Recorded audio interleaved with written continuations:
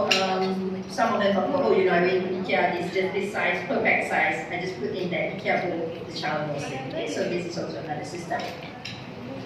And food for all. Okay, so this one is a very interesting strategy because you have two prongs. Okay, so you have a group of people who says that food for all means everybody is going to eat the same. But you have different types of what is it, the food for all. On one hand, you have families who says the PWS child will eat whatever we eat, right? So if you guys are familiar with some of the Malaysian delicacies, right? So if they do the masak lemak or they do the curry, you know, they do some local food, even with like coconut milk, high calorie and whatever it is. The child still eats the same, but they only control the portion, they probably do the system, but they still allow the child to eat whatever they do. But you also have another group of parents who says that all of us eat the same, but all of us eat what the PWS child can eat.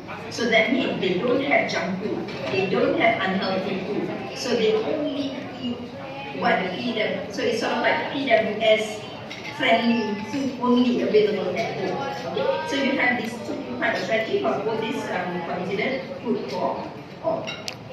Okay, the cleaning up system is another interesting one. Okay, so this one, when we did this whole observation, then what we notice is that the family will come, they all seated, and then somebody will serve the food, oftentimes it's the mother.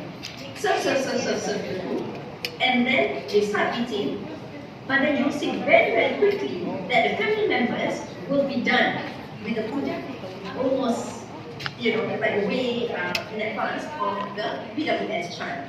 So we thought this is such an interesting trend during our observation. So that means everybody will be done, every plate will be cleared from the table, and then you still have that PWS child finishing off that little bit left. So then when we did the reflexive interview, we asked them about this. And many times we say that this is a very effective strategy because sometimes if the PWS child finishes the food in their bowl what's allocated to them, they are done. But if somebody else is still eating, and then they will be asking about those additional food. But if the table is now clean, empty, everybody is done with their food and all the plates have been put on the table, then reduces the likelihood of the child asking for more food. So this is something that we see quite prominent in our observation. And the last one is the dummy system.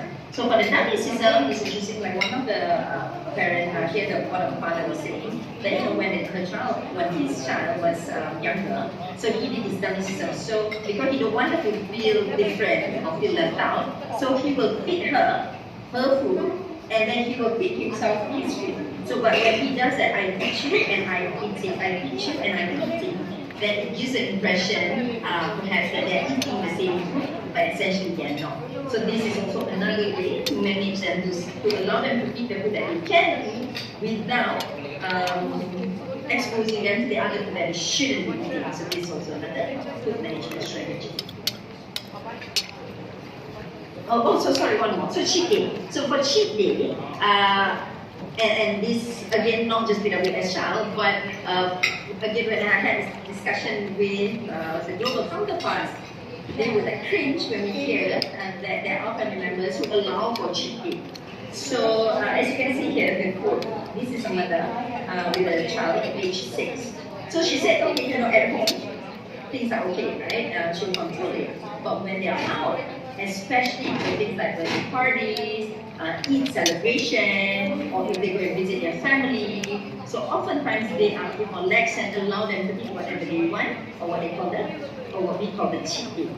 Okay, so the whole idea that they are not supposed to eat certain food, in the context of our families we talk to, many